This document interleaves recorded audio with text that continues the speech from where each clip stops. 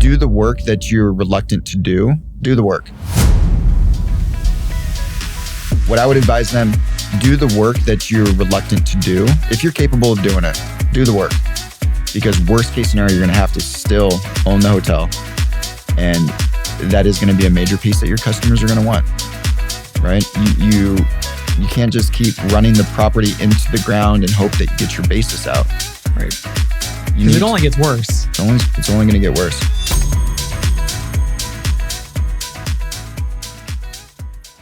This episode is brought to you by Reliance Hospitality Global, where hospitality meets strategy. Whether you're developing your next hotel, need help navigating operations, or you're looking to increase profitability through our expert consulting and business process outsourcing services, Reliance has you covered. From boutique independents to full-service brands, we help owners, investors, and partners unlock value at every stage.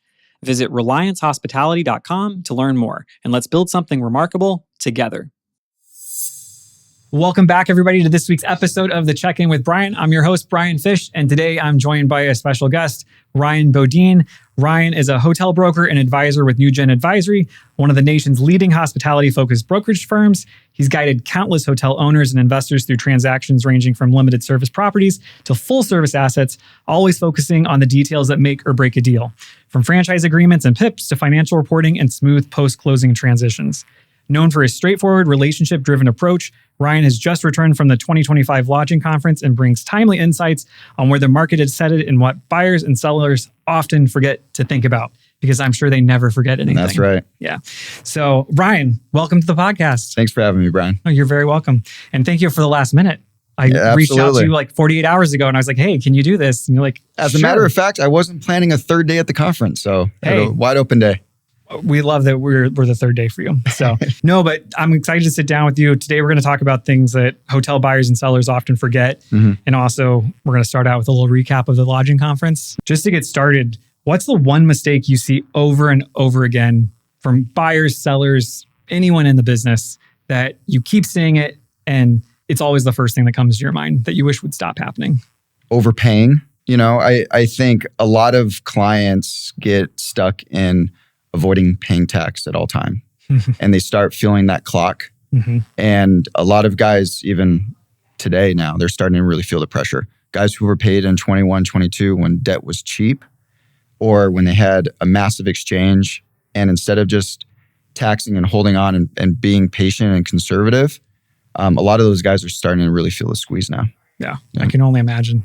They thought they could avoid the Mercedes back when money was cheap. I mean, 21 and 22 were great times. They were. Right? And I think that was something that was really consistent throughout the conference. We're all reminiscing. You know, the conversation goes the same. How are things going? Oh, I can't complain. Yeah, well, you know, in these times, you kind of have to put everything in perspective. And that's been that discussion with sellers, buyers, franchisee reps, to even vendors, right? So everyone they're feeling the squeeze and all. Right. On all sides, yeah. Yeah. What stood out to you at the conference this year the most? You know, it was that. Really? You know, as a broker, as an advisor, you get stuck in just the transactions. And you know that, you know, these prices, you know, you're always trying to fill that gap to what the buyer and the seller want. And you're not sure if it's you, if it's the market, if it's a combination. So the biggest takeaway was we're all really feeling the pain, right? This year has been tough. Last year was tough. The outlook in 2016. 2026. Did I say it's 2016? You said 2016. 2020. Yeah. 2016 was a good year. 2016 was a good year. Yeah. Absolutely.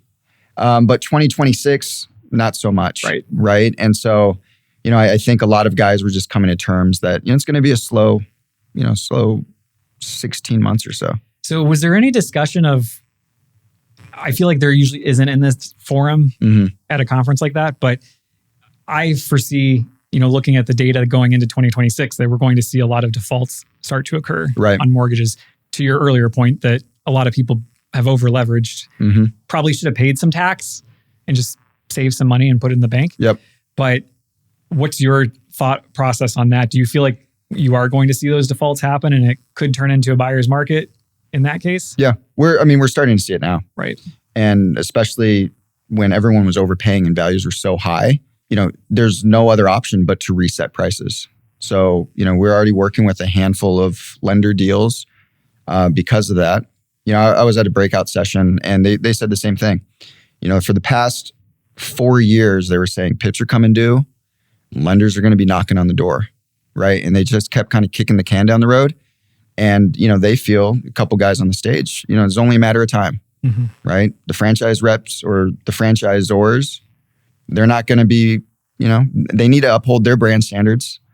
And it's either you're going to do this work or, there's going to be repercussions. Same with the lenders. Yeah. And due to COVID, some of the owners have gotten a reprieve of almost an extra 10 years on their PIPs. Absolutely. Because there wasn't any enforcement on it. So I always say I see it from both sides. Right. But I also see the guys that got that extra decade to not do any work that are now being told, hey, you need to do it or leave. Right. Well, and that's also the tough talk because, who's wagging the tail, right? Is it the is it the brands? Is it the owners? And I think it also comes down to when's the window up? Where's your leverage? Right. So I'm working with a client and, he's had an asset that he's been dragging his feet. And I sold it to him in 2018 and he still has one floor to do on the PIP, but his window's coming up and he's looking at buying another property. He's got an exchange coming up. And he's like, look, if I can buy another asset in the same family of brands, then I may have some negotiating power with PIPs and, maybe they can keep both in the system. Right. As opposed to me maybe, rolling it off to a different brand. Right. So I think it also comes down to the context of for that specific buyer and how he can use his leverage with the brands. Right. Right. And I think it's also how to use the leverage creatively because I think where you get into trouble is when the guys say, I don't want to do it, but then they offer no additional alternative. Yep. And then everyone's sitting there twiddling their thumbs going, well, we don't really know what to do with you. Yeah. You'll have to leave. And that's the fine balance because, at the end of the day, you have to respect everything that the brand brings. Right. Right. And if not, then run it as an independent. And, there's guys who are super successful at it, but there are other guys who, they want their cake and they want to eat it too. They want the brand, but they want to do the PIP on their timeline. Right. And, on the other side, the brands are going to say, do this PIP no matter what. Yeah, you just did the PIP, 2 years ago, but we have a brand new concept rolled out. So go ahead and scrape and start all over again. That's not driving rate either. Right. Right. So there needs to be some sort of give on both sides. Right. Yeah. Right? The franchisors need to take a look at the same metrics and say, hey, is this actually going to give a return? Yep. Because,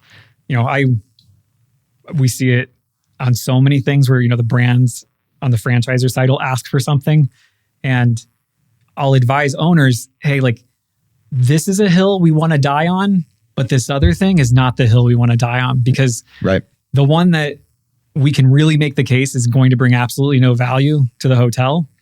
Let's die on that one. But this other thing, which is typically usually a brand hallmark item where it's come hell or high water, you're going to do it. Yeah. So let's not even start that argument. Well, look, quite frankly, at the end of the day, there's a reason why they're making you do those improvements. Correct. Yeah. And if your guests have if they stay at an outdated hotel, they're not going to leave a 5-star review. Right. Or they're not, in worst case, they leave a negative review. As a consumer, I go with my family. First thing I look at is the ratings and the location. Right. And if you give your guest a good experience, a clean room, an updated room, then you're going to have a good experience and chances are they're going to leave a positive review. Those positive reviews are essentially, they're going to contribute to additional customers, right? That's your pay a little bit more. Absolutely. Right. Yeah. Yeah. And that's where people, I'm sure you've had clients tell you this, well, I deserve my rate to be, $30 above whatever the market is. And I always laugh because I'm like, you might feel that you deserve that, but those are typically the owners that aren't doing anything to try to even earn that extra $30. Right. It's so you do need to keep up with the PIP. You need to actually provide service. You have to do all these things. But on the other side, sometimes the PIPs are absurdly ridiculous. Oh, yes. If you have to drop $30,000 a key, right? Are you going to see that in your rate bump? Probably especially now when business is down. Yeah, you have to be selective in how to spend the money, right? Yeah. What's actually going to get you the money? And then you're stuck in you're a catch-22. So either if you want to maintain a high tier brand, then you are going to have to invest in it. If not, you're going to down flag it. It's going to affect your revenues. Right. Right. And you're just running in these circles. Yeah. So do you think that and it really is true of all the franchisers at this point, Marriott, Hilton, IHG, they've all come out with these massive portfolios of brands. Mm-hmm. They literally, everybody's got there's something for everyone these days. Right. And I know just from talking to, we'll use like Hilton as an example, owners that converted properties to Spark. Mm-hmm. They're not getting the Spark that they felt that they were going to get out of the bottom line. Spark. The Hilton Spark. Right, yeah. Because it could be the strength of the brand. It could be a myriad of other reasons. Mm-hmm. Most of them have had to do some sort of a renovation, but it's not the brand they came from. Right. And they converted. They see that as their foot in the door. Right. They see it as a foot in the door to the Hilton system, but they still would have been better off maybe staying as a Holiday Inn Express or something like that. Mm-hmm. Where do you draw the line when you are working with a client in terms of, okay, the franchiser's asking for this PIP to be done. This is what it's going to cost. This is the market it's in. You'll never get your money back. Do you say, hey, let's go and get creative? Or do you try to say, let's stay conservative and stick with the brand that we know is done well here, or stick with, well, we'll go to Spark because it's the Hilton system and it should produce something? I think guys are learning their lesson in jumping headfirst into, the Spark. No bash on Spark. No, yeah. But, the Gardner. And I was going to say, we can say the same about Gardner. Yeah, let's go down the list. City right? Suites. Right. Or City Express. The unprovens. The unproven ones. Right. And, I think that also goes in when business is good and there's opportunity, you go in without thinking. Mm-hmm. Right. And you kind of assumed that it was going to all work out. And then you're stuck in realizing, holy cow, I just paid equivalent to a Formula Blue PIP and I down flagged it. And I'm getting no return. Right, exactly. You know, they were short-sighted. They were short-sighted. They were the guinea pigs. Yeah. Right? They didn't realize they were guinea pigs. And what's unfortunate. It's always good to be an early adopter when it's in the millions. Right, of course. Yeah. You got nothing to lose except for the millions. Right. Yeah. I do think, kind of full circle, we talk about there needs to be this flexibility. And, as we're going into tougher times, it's not one-sided. It's not brand dictating the franchisee, right? Everyone's relying on each other.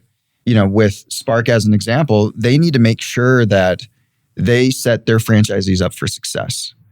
And in hindsight, go back in time, I think they should have offered some incentives for their top franchisees as, hey, here's our proven concept, right? We trust you. Hey, we're going to give you, key money, discounted franchise fees. Come in, experience it.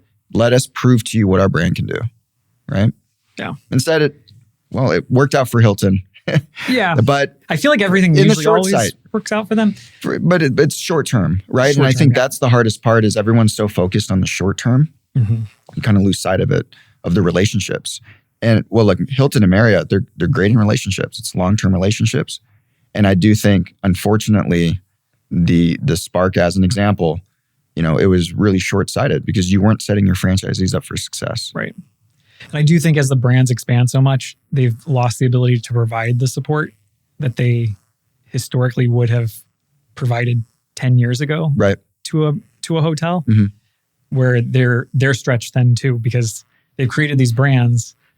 They've, through layoffs, through all sorts of downsizing through M&A, they aren't providing anything to help these guys survive. And it's like Spark's very reminiscent to me of like 4 Points. Right. A lot of guys ran out and did 4 Points and learned it wasn't the best selection. I think that's just the challenge of being a publicly traded company. Right. At the end of the day, it's your bottom line. Yeah. And it's unfortunate because we're in the hospitality business. We're in a people business. Oh, yes. Right. And you're relying on those relationships and sustaining these relationships and the success. And it kind of goes into, I'm sure we're going to get down the line on this, about just the operations too. Like if everyone loses sight of our core business. Right. So this reset period isn't just economic. I think it's also, psychologically. Well, I think that we had a reset after COVID. I think we're due for another reset. Well, that reset was short. That reset was short-lived. Well, I wouldn't say it was more of like a pause. It was a pause. But operationally for hotels, things are different post-COVID than they necessarily were 1,000%. pre-COVID. I wouldn't say that there was significant change holistically on the whole, like business, Right. but definitely operationally things changed. For sure. You're starting to kind of see it built up. Yeah. In terms of labor obviously is the hardest. Right. That's the key piece. Going back to like the franchisors and just at the expense of your customer. I mean, hospitality, you're whacking labor. Well, you're trimming costs at the expense of like your core team, your labor. The whole purpose. Right. Yeah. Hey, I need to make money because everything else is expensive. Right. I need to trim labor costs. Well, shoot, if you trim labor costs, you're trimming the essence of hospitality. And the thing is, like, speaking as an operator, like you can do it. You get those short-term wins. Mm-hmm. You're showing some reduction, but it's the slow erosion of the business that happens because you're not providing the service level you need. So right. It's a bad review here and there. It's corporate clients slowly falling off. That it wasn't a horrible experience, but somebody else is giving me a better experience, so they don't re-sign with the hotel. And it's not an in-your-face type of thing. Whereas when you can't pay the mortgage, that's an in-your-face situation. Right. So you talk about labor, and Anna Blue with Blue Moss Group, I had a great conversation with her, and she's consulting operators with the mindset of getting back to the basics, of making sure you invest in quality labor, even if it's at the expense of paying for what they're worth. Because in the long term, you have a good staff. You develop a culture who you develop loyalty, you develop a strong team around you. And in the long term, you're saving money because you're not having to go through the cyclical nature of hiring and firing and rehiring and retraining. Right. And that core team will do a whole lot more for you than if you just, pay less and just keep rotating people in and out. So we had a good conversation because then I'm like, okay, well with, these upper mid-scales, upper upscales, luxury, like I totally get it. But what about economy? Right? Like economy, like you see the exact opposite where like, let's try to trim it 100%. Which is a mistake. And to her point, it's like, well, you're still going to run into the same problems, right? And now what? You're going to keep trying to trim costs.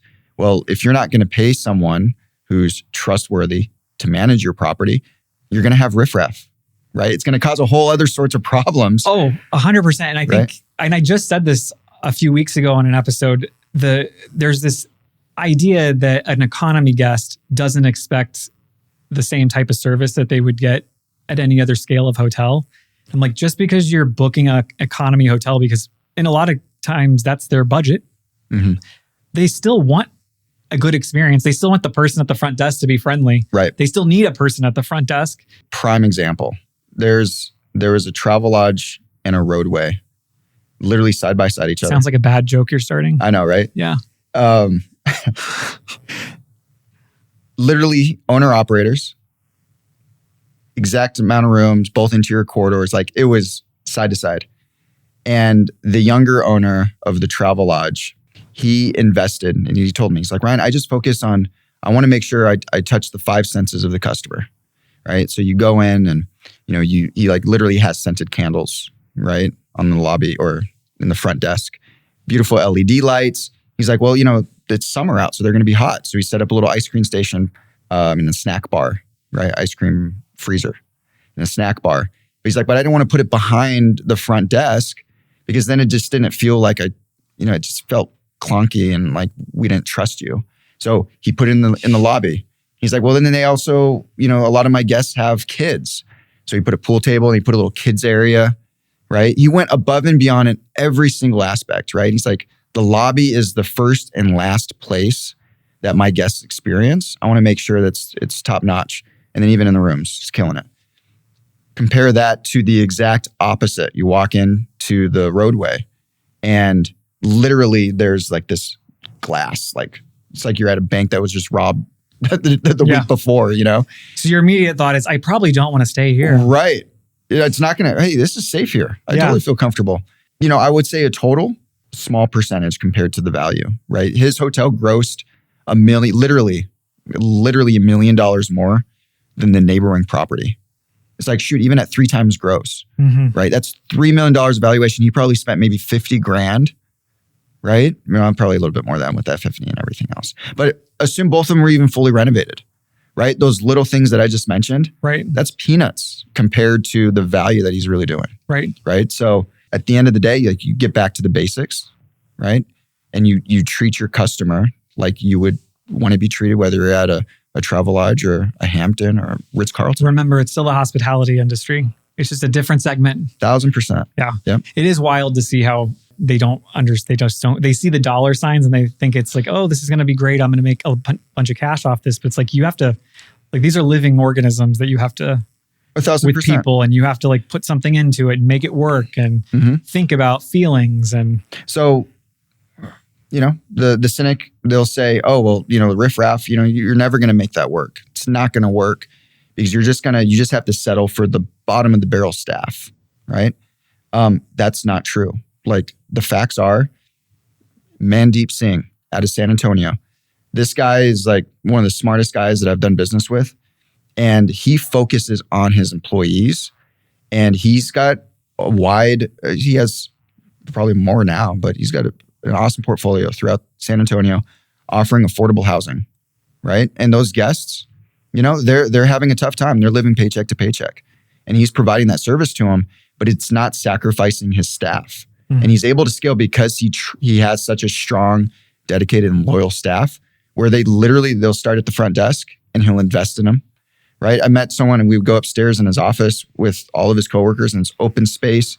And he has this philosophy of like, look, I'm gonna trust you like I would trust my son running the front desk, and I'm gonna invest in you and give you the opportunity to now be, up here and more on the high level of operations, right? And he invests, he puts the time in, and by having people you can truly trust and rely on is what has allowed him to scale at such a efficient scale at an efficient pace. yeah, right. It's incredible. No, and it's a person that obviously gets it, because it's like, if you trust your people and you invest in them, like, this is still one of the few businesses you can get into and right out of high school. And if you do every job and you say yes to everything that's offered to you, and you get somebody like that that's willing to actually show you, you can make a very successful career out of it. Yeah. So absolutely.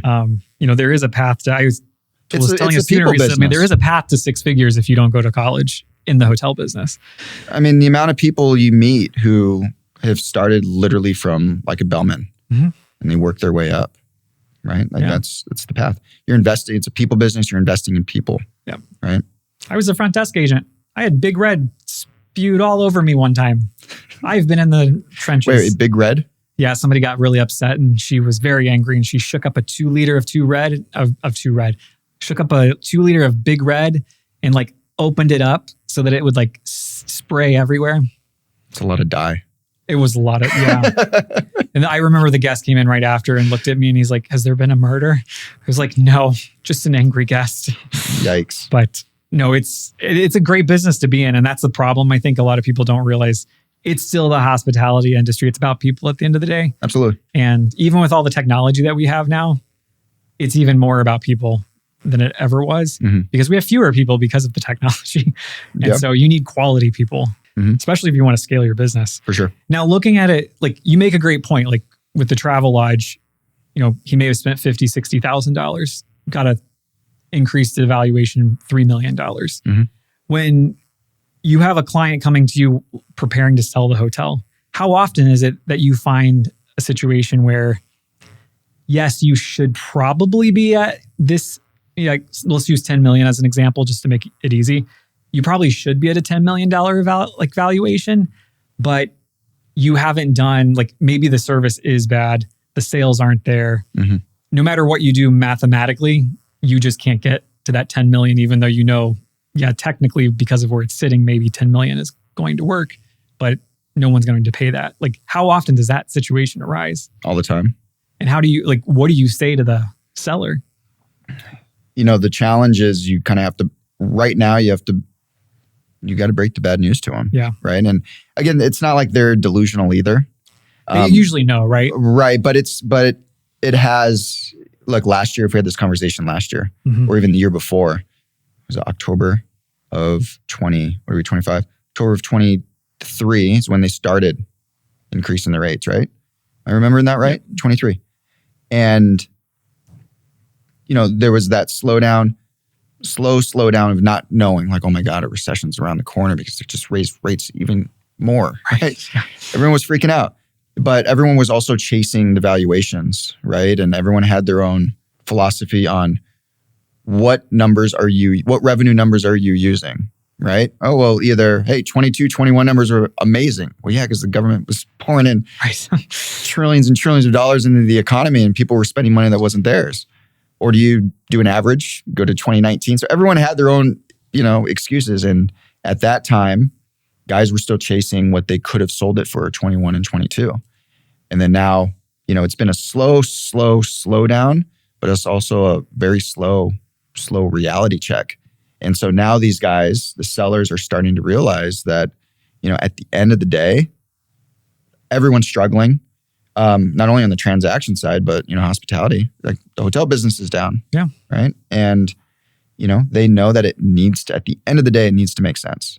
If you were the buyer, if they tell me they wanted to sell their hotel at $10 million at a 5 cap for $200 a key. Okay, well, would you buy that?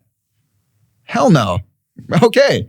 So there you go, right? What are you willing to buy your hotel for? Right. Right? Like everyone, like if you've got, multi-million-dollar assets, you're smart enough to realize what makes financial sense. They just don't want to, it's the acceptance. They can't get to the acceptance part. Yeah. It's kind of like, you go through like a grieving process. Yes. It's like, damn, I should have sold in 21, 22. Those were like days. Yeah. But I also think it's interesting, people that get into the hotel business, they forget that it's their real estate investments at the end of the day. Mm-hmm. They're not, I always make the joke, people buy a hotel because they think it's an ATM. Yeah. And the unfortunate thing is the guys that buy them that think they're ATMs, those are always the ones that end up in a world of hurt later. But it's, making sure if you're buying something that you have an exit strategy. For sure. That you're not just buying it because the reality is you're not going to own it for 30 years. Mm-hmm. You might, but probably not. It's that conservative mindset that is like, that's ultimately, that's sustainable, mm-hmm. right? Buying something just so that you can avoid paying cap gains and overpaying. I mean, so many guys are struggling because of that. Yeah. Right. You feel for them. Like, it's sad. Like, you're losing your livelihood. Who is the market? Like, the buyers you're seeing these days, who are they? Are they first-time buyers? Are they people that it's generational? Their parents have had hotels, so now they're trying to get in the game. Like, what is the typical buyer you're seeing these days? I mean, buyers are all over. There's no shortage of buyers. Right. There's no shortage of money. There are, I'd say probably the past couple months, more buyers have started reaching out, wanting to dabble into, either they're in the tech industry and they're sitting on a lot of cash and they know that there could be opportunity, mm-hmm. right? I mean, look, at the end of the day, there's a lot of people sitting on cash waiting for opportunity, and they're coming from the hospitality segment. They're coming from multifamily. They're used to 4 or 5 caps, and if they could buy something at an 8, it's almost like an insurance policy.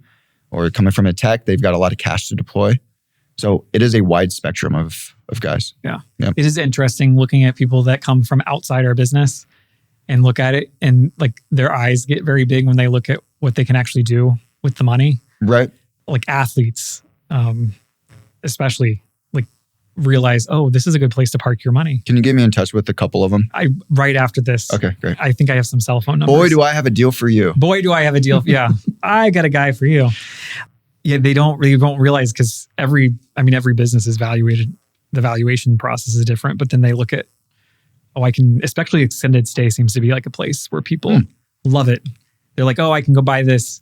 I can go put the money into this and it'll just take care of itself. And if I were to buy a hotel, I'd buy extended stay all day. And why? They're more profitable. If someone's staying at a hotel for longer than, 1 or 2 days, and they're staying for 7 days at a time, you don't have to clean the rooms nearly as often. And there's a huge market. Look, worst case scenario, if the hotel industry takes a dump, you could always pivot, and everyone needs a place to stay at the end of the day. Yeah. Right. And if you've got a hotel with like a small little kitchenette, well, that gives you a whole other avenue. Quickly make that into multifamily a lot faster than your So full service hotel. I did a lot of multifamily in 21 and 22. I sold probably 30 hotels, converted them to multifamily, homeless shelters, to drug rehab centers. So yeah, there's a lot of opportunity, and it gives you really a clean slate. It gives you a whole other list of opportunities when you're buying an extended stay hotel. More profitable, more options as a plan B. Right. Yeah. Do you think extended stay is gonna stay as hot as it has been the last couple of years? They're going to continue to be more profitable than traditional limited service hotels. It's a proven model that people, if you follow the model, it works. Especially that's where I feel like, Extended Stay America's done really well. Wood Spring's done really well. My Place has done really well, where they've developed a model from a revenue management standpoint and an operations standpoint to drive value for the owner. Whereas I feel like some of the other larger franchisers that have extended stay hotels, it's you're building it or buying that hotel because you just want a trophy in the extended stay realm, but they don't really operate as an extended stay hotel. Right. And well, going full circle again, we talk about, these major brands and, they're sacrificing their franchisees at the expense of being a publicly traded company. My Place is the exact opposite. They're a family-ran business. Right. So my second favorite, Ryan, is the CEO there. And, you go and, if you're a franchisee... Your second favorite, Ryan's coming on the show. Well, I'll be darned. Might be here right after you. I think so. I'll make a call. And he can attest that what separates My Place from everyone else is, the fact that you can sit down and, look, if you have a question or if you need access to the CEO, you don't have to jump through hoops. Like he's right here with you. So it is those family-ran businesses that allow you they give you this platform, a strong, reputable brand, but not feeling like you're just a number. Right. Right. Which definitely in the larger systems, that's where it's become, is you're just a number in the system. Yep. So if I'm getting ready to sell my hotel, what is it that you see that owners aren't prepared to bring you to get ready to list the hotel? What's one thing you wish that they had ready for you? A transfer PIP. Okay. Yeah. At the end of the day, they'll tell me and anyone else, minimal PIP. Well, if you're not willing to get They always say that. Oh, it's minimal. It's turnkey. Yeah. And it's like, don't worry about it. Have you seen anything? And they're like, well, we haven't ordered it yet, but they said it'll be very little. Yep. Really? And then those are the ones that come back and it's like 70 pages long. Absolutely. It's like, well, this doesn't seem minimal. Right. And then, the infamous, reneging on prices. Right. Right. That happens if the buyers are basing it off of, assumptions. Right. And, and that's always the hardest part because, these PIPs cost money.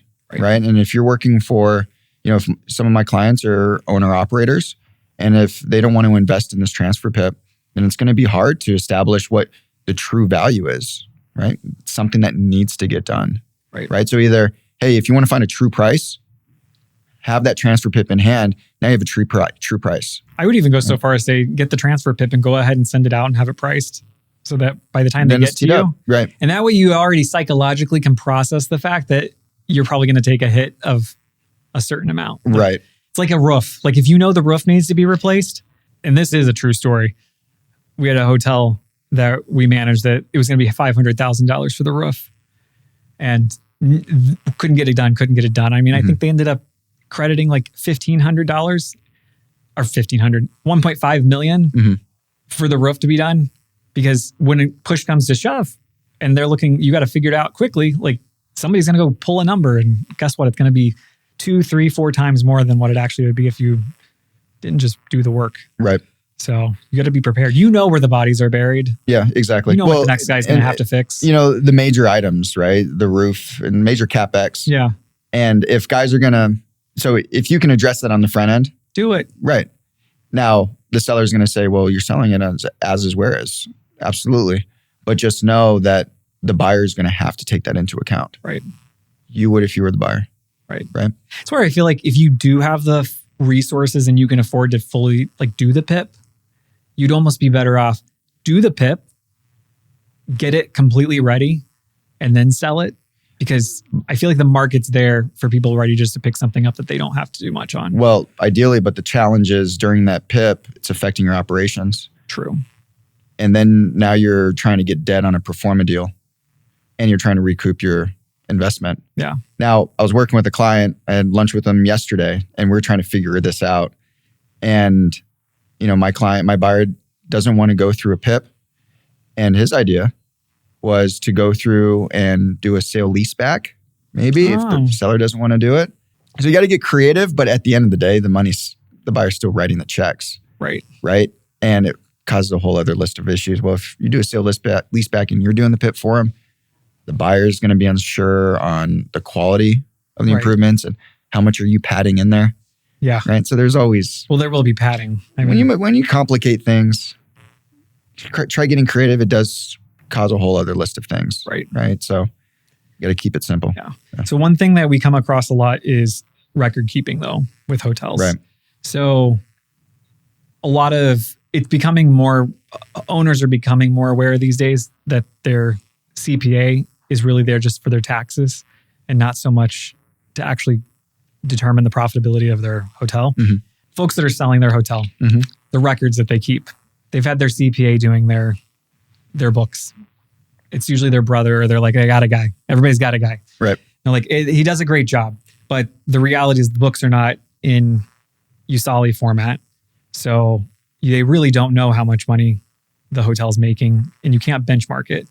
And from my own experience and just working with other brokers, it ends up being a challenge to market that property to institutional buyers that are looking at it solely off of, they want to see it in this format. None of this QuickBooks BS where then we're like putting things back in and taking things out and all of that. How frequent are you coming across that these days where the financials are still not being done in a way that's really going to help them get the top dollar off of their financials? There's always going to be add backs. Right.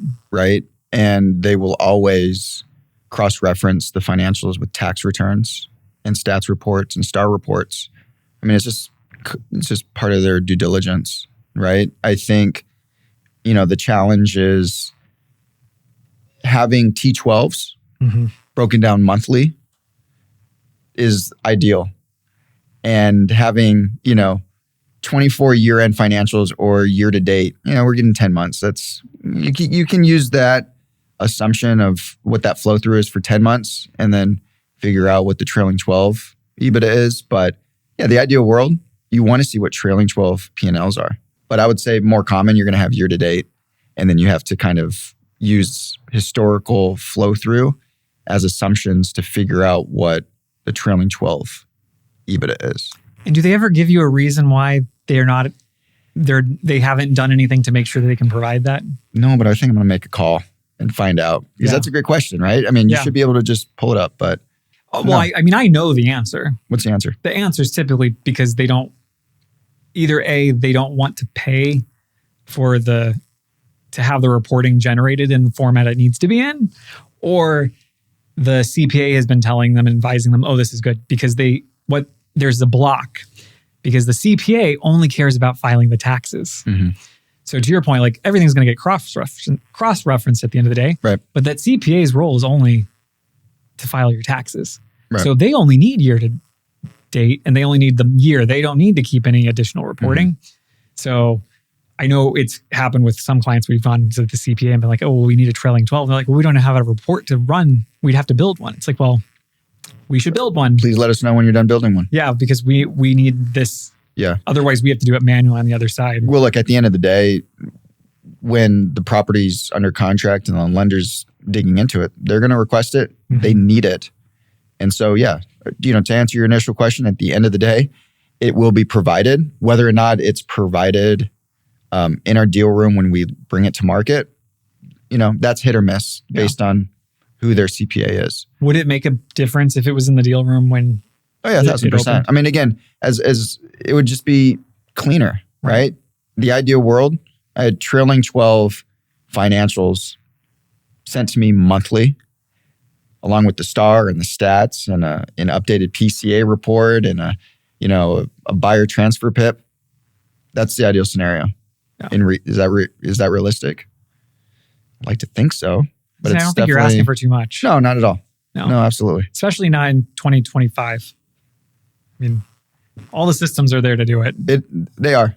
Yep. Yeah. And the services are there to help them with it as well. So people they'll look at it and be like, oh, well, I have this. It is interesting. You made a point. How many people right now have told you it's October and they still have their financials they're only able to give you through like first or second quarter? Right. Well, look. And how often are they actually just holding them because they know they suck?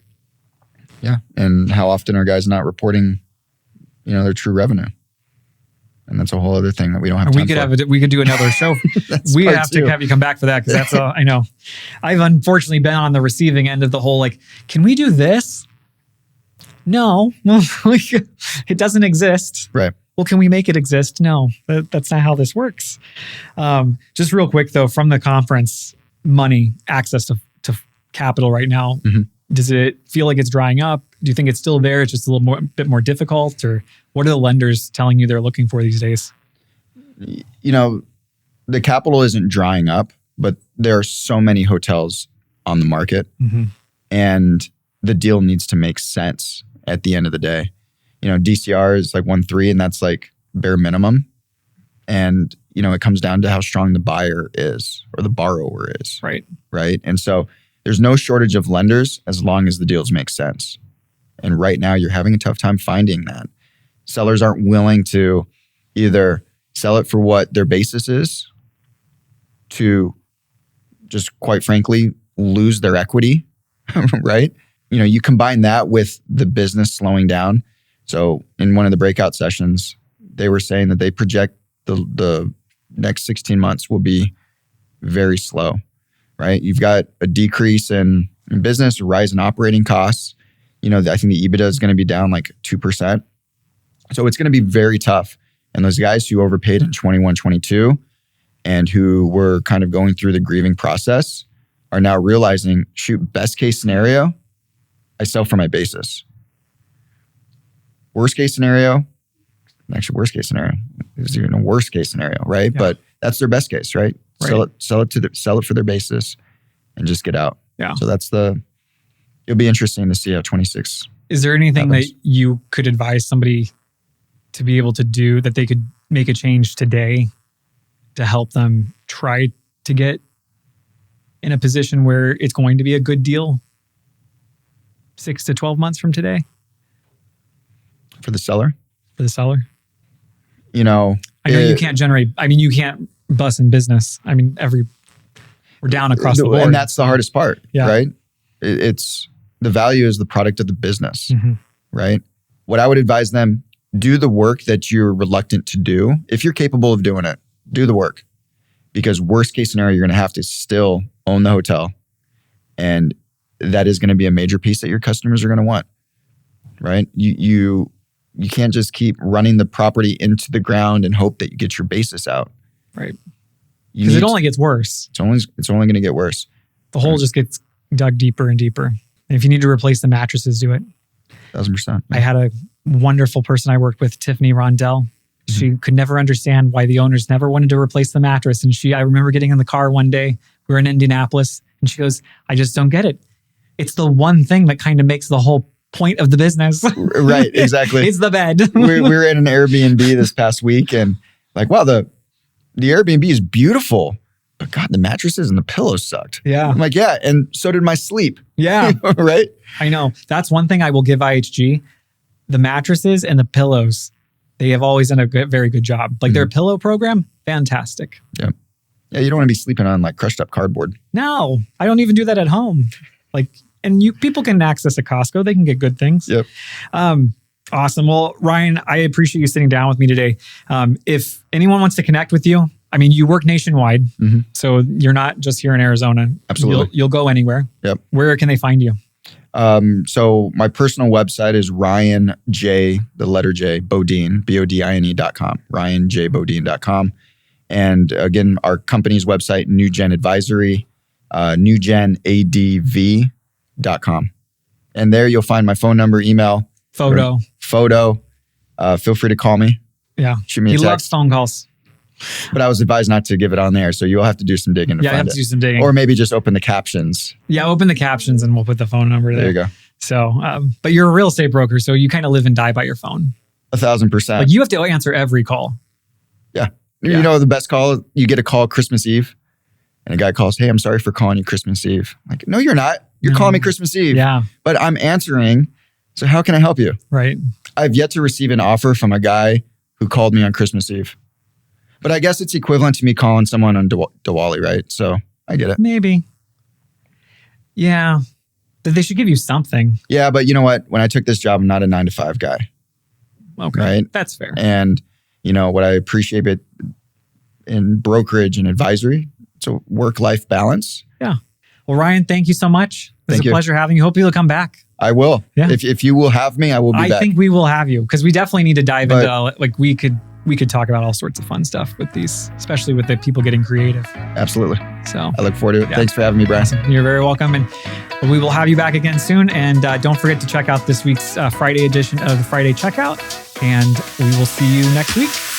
This episode of Check In with Bryan is a production of RH Media Productions, hosted by Bryan Fish, executive producer Tyler Alexander, marketing support provided by Sunny Timbler. Thanks for checking in. Be sure to follow us wherever you get your podcasts so you don't miss this week's Friday Checkout coming this Friday at 9 a.m. Eastern. This edition of The Check-In was recorded at Next Space Studios. The views and opinions expressed in this podcast are those of the hosts and guests and do not necessarily reflect the official policy or position of Reliance Hospitality Global Incorporated or any of its affiliates, partners, or subsidiaries. All content is for informational and entertainment purposes only and should not be interpreted as professional or legal advice.